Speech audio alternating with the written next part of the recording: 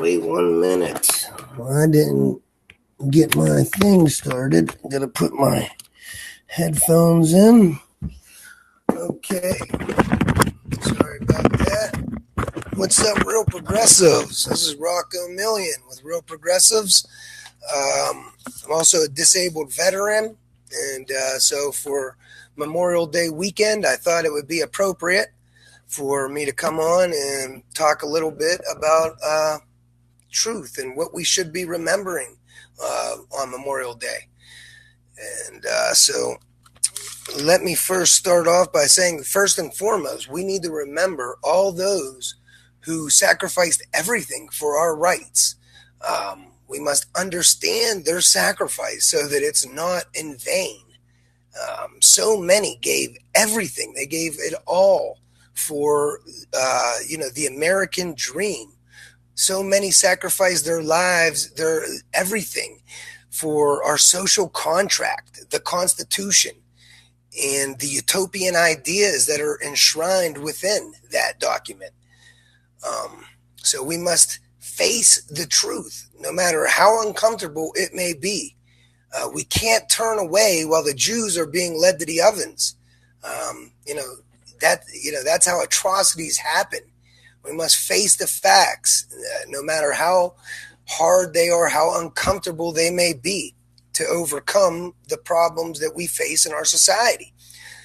The fact of the matter is, America spreads more pointless suffering and death with for-profit imperialism all worldwide than any civilization throughout history.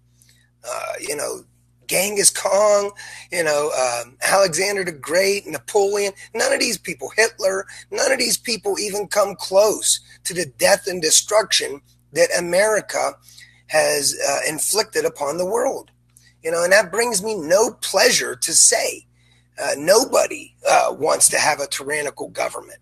I would much rather be sitting up here, feeling proud of my socially owned government, because it protects my constitutional rights. It protects everybody's constitutional rights, but that's not the case. And ignoring the facts isn't going to make that happen.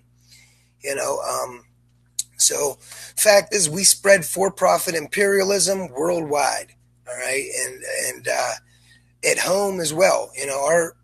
We criminalize nature and peaceful behavior. Cops rape, rob, and kill people over flowers. Okay, this is not freedom.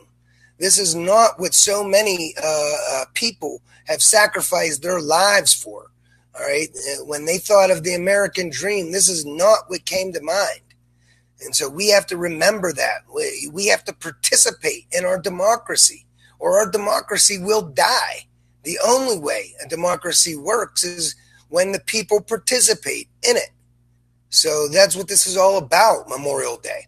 Participating in our democracy, remembering the sacrifices of so many, and making sure their sacrifice is not in vain.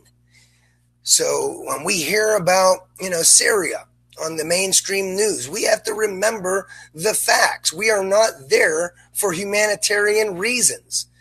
We are the ones that destabilized Syria in the first place.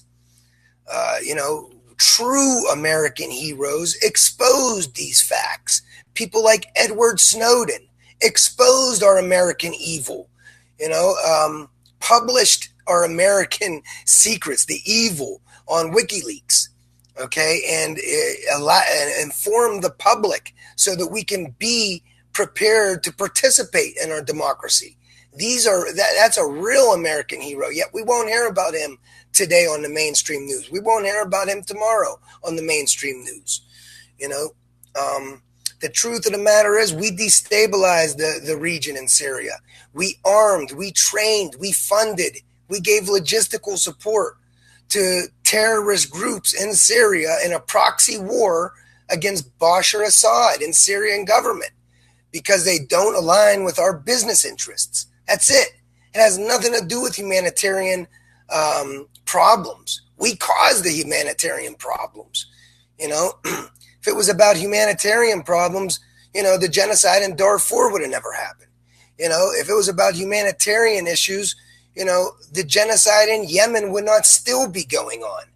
Yet we're not bombing Saudi Arabia. We just gave them hundreds of millions of dollars in weapons to commit even more genocide against Yemen. Okay, we're not going to war with Israel. We allow them, we help them commit their genocide against the Palestinian people. Nothing to do with humanitarian issues. This is all about for-profit imperialism, making money for the 1% at everybody else's expense. The military-industrial complex has to justify its own existence.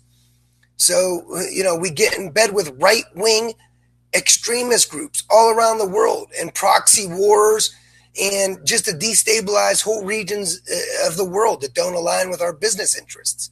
Then when these regions are on fire, then the military-industrial complex gets the public support that they need for another for-profit war.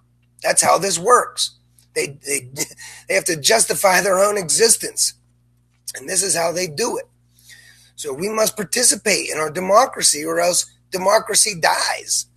So we have to remember these facts when they talk about Syria, when they talk about North Korea, remember North Korea doesn't have bases all around the world. America does. North Korea doesn't spread for-profit imperialism worldwide. America does. All right. North Korea doesn't have the biggest nuclear armaments in the world. America does. And North Korea never showed a capacity to use those nuclear weapons on civilian populations. America did. The ugly truth is we are the aggressors in these conflicts. We are the bad guys in these conflicts. North Korea had all they want is peace. They've had a deal on the table for many years to forego all their nuclear ambitions. And what do they want for that? They simply want a real international peace treaty with real teeth enforced by the international community. And they want America to pull out of the Crimean Peninsula.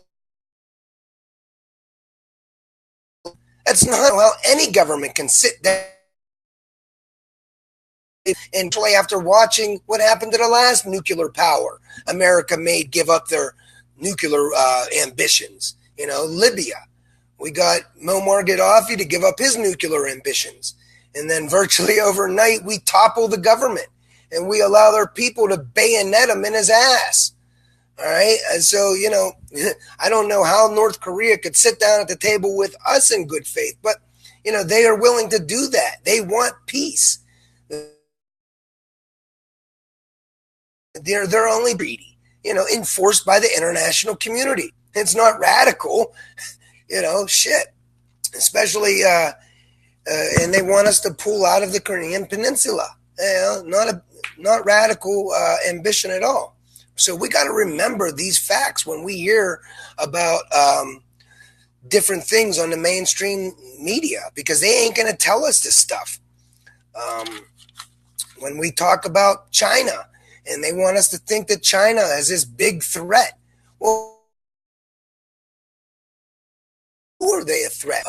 They're a threat against the status quo and the ruling class in America, because China doesn't let the capitalist class run roughshod over the people and society in China. Hell no, China doesn't let that happen like America does.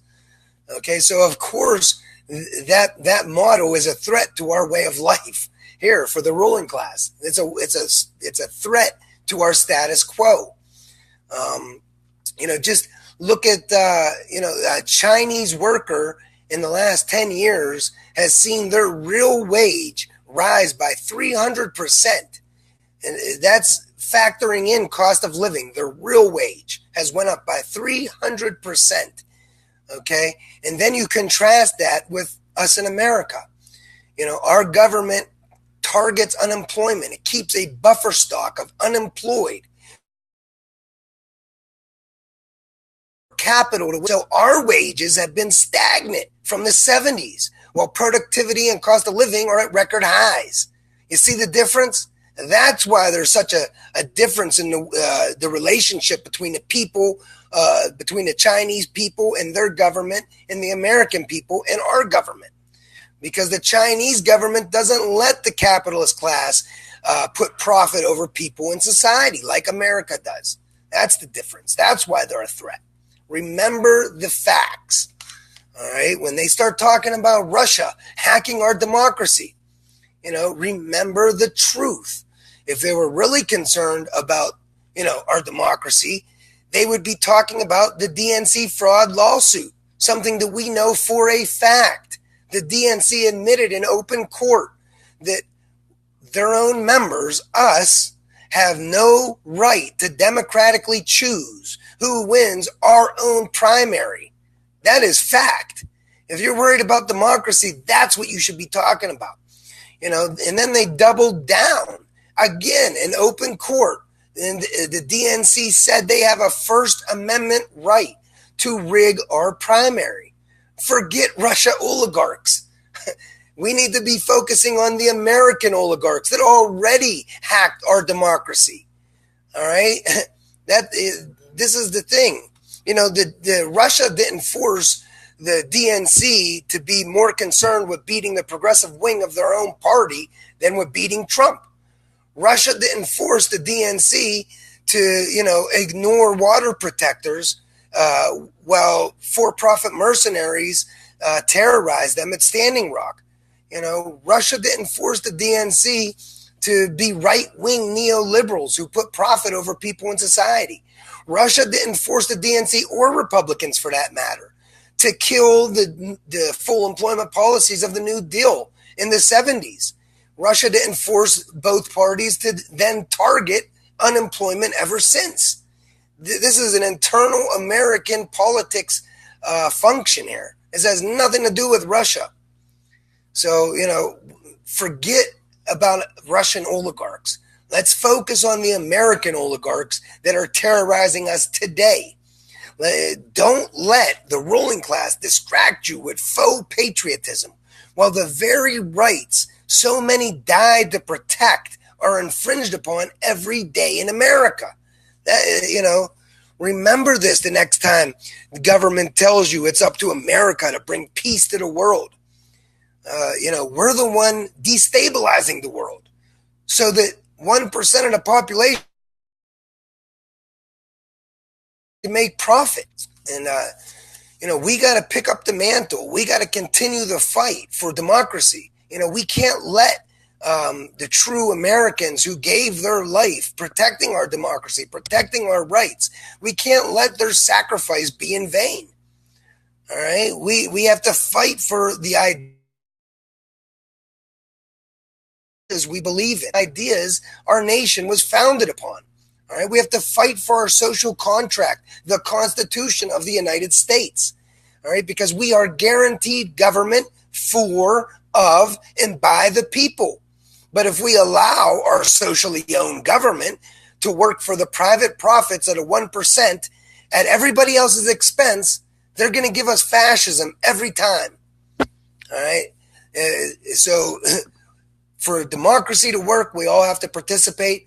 We have to collectively unite and force our socially owned government to satisfy its constitutional mandate to the general welfare of society. That's it. We never have to put profit over the general welfare. Our government never has to let capitalists run roughshod over our society. It doesn't have to do that. We have to remember these truths. We have to interject this truth and logic wherever it's needed. It's time to get involved. We have to fight for the revolution because the only alternative is to be a defeatist, is to give up. And that's really to help the status quo. So you're either fighting to keep the status quo, which terrorizes us all, or you're fighting for revolution, for economic and social justice. All right, there's no two ways about it. Educate yourself. Learn our operational reality. All right, MMT, it's non-ideological, non-partisan, scientific fact. Economy works from the macro level. All right, with this knowledge, we can easily defeat all these right-wing lies and scare tactics that were specifically designed to keep us divided. So is specifically designed to keep the ruling class in power, and to keep us voting and fighting against our own interests. So please understand these facts.